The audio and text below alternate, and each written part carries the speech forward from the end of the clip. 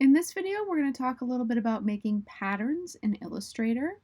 You do need a new Illustrator element in your process journal. It could be a new logo, it could be a little icon where your page numbers are going to go, or it could be a background pattern. And I'm going to talk about the background pattern here.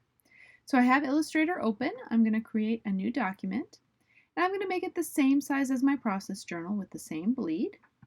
And I'll title it Background Pattern and create it.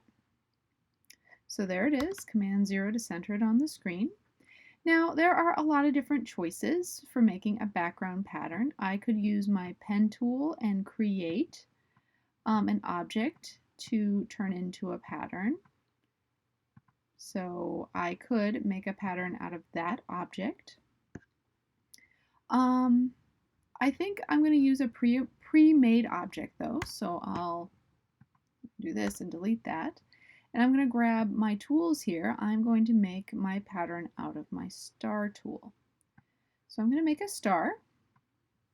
And I'm going to fill it with a color. Yeah, kind of like the green, the cyan green color there. I'm going to make my stroke 0. Then I'm going to go to my properties panel here, and I'm going to take my opacity down because I don't want this to be too distracting to any of my content that's in front of it. So I'm going to make my opacity around 20% or so. There we go. Now I'm going to grab my selection tool. That's important that it's selected with my selection tool before I do this. To make a pattern, I'm going to go to Object, Pattern, Make. And that pattern has been added to my swatches panel. It's right here. And then I get a preview of how it's going to look, which is good for when I'm working with my pattern options here. I want to choose what type of grid I want. Do I want it to be a brick row by row, or by column, or by hex column? I kind of like the hex column. I also like the row by row. Oh, there's a lot of good choices here.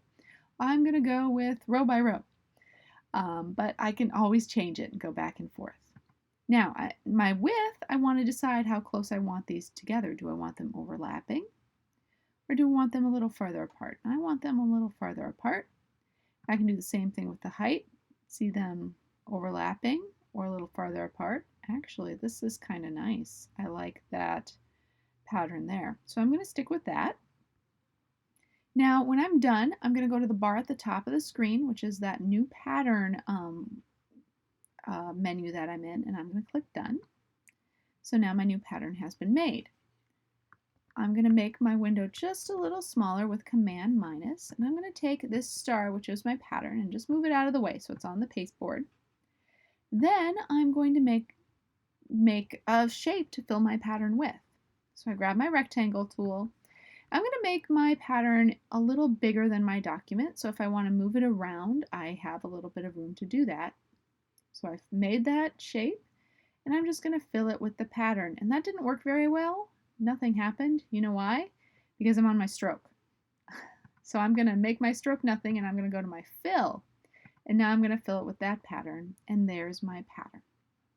It's kind of dense, but I kind of like it. So I have my pattern, and now I'm going to save it. So File, Save As, and I'm going to call it Background Star Pattern, and it's in my Process Journal folder. So on the desktop, I have a folder called Process Journal where I have my InDesign file that I'm working on. All the other images, so InDesign files, photographs, Photoshop images, JPEG images, screenshots, should all go in this folder because when I place them into InDesign, InDesign wants to know where those original photos are or images, and if they're all in one place, it's not going to lose track of where that is. So I'm going to click Save, and I'm going to choose OK. So that's how you make a pattern in Illustrator.